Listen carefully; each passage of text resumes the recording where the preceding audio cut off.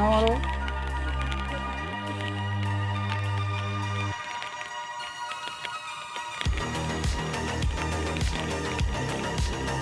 বাহ আসো আসো এদিকে আসো একটু ক্যামেরা করে এদিকে আসো